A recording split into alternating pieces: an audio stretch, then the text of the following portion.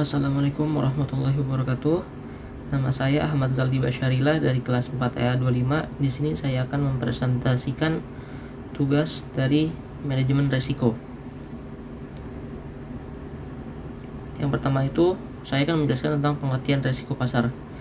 Resiko pasar adalah kemungkinan bahwa suatu entitas seperti bank atau perusahaan akan kehilangan uang pada posisi neracanya atau on balance sheet dan rekening administratifnya atau off balance sheet.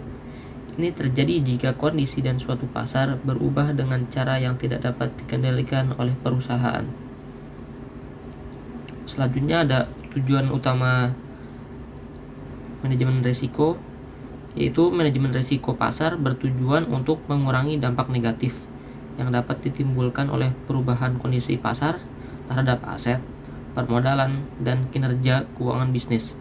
Dengan kata lain, tujuannya adalah untuk melindungi nilai investasi dan stabilitas finansial bisnis dari perubahan pasar yang tidak menguntungkan. Selanjutnya ada sumber risiko pasar. Yang pertama, risiko pasar itu ada risiko suku bunga, yaitu atau interest rate risk, yaitu artinya risiko kerugian akibat perubahan suatu bunga pasar yang mempengaruhi nilai instrumen keuangan, misalnya obligasi, pinjaman, atau pendapatan bunga bersih. Yang kedua ada risiko nilai tukar atau foreign exchange risk, yaitu artinya risiko kerugian akibat perubahan nilai tukar mata uang asing yang mempengaruhi nilai aset, liabilitas, atau pendapatan dan biaya dalam mata uang asing.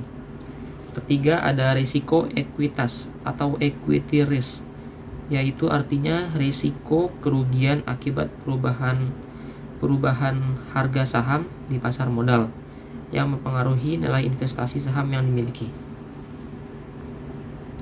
Selanjutnya ada penerapan manajemen risiko pasar. Yang pertama ada pengawasan aktif Dewan Komisaris dan Direksi. Artinya tujuannya menetapkan tanggung jawab dan wewenang yang jelas dalam pengelolaan risiko pasar, termasuk penetapan kebijakan dan strategi. Kedua, ada kebijakan dan prosedur. Artinya mengembangkan kebijakan dan prosedur tertulis yang jelas mengenai identifikasi, pengukuran, pemantauan, dan pengendalian risiko pasar. Ini mencakup batasan limit exposure risiko, kebijakan lindung nilai atau hedging, dan prosedur pelaporan. Ketiga, ada identifikasi risiko pasar. Artinya mengidentifikasi semua sumber risiko pasar yang relevan dengan aktivitas bisnis perusahaan, termasuk risiko suku bunga, nilai tukar, ekuitas, dan komoditas dari posisi trading book dan banking book. Nah, berikut ini adalah sumber yang saya cantumkan di presentasi kali ini, yaitu salah satunya ada CIB dan CMB Niaga, ada dari Indrawan, IB, dan Riku Mahu.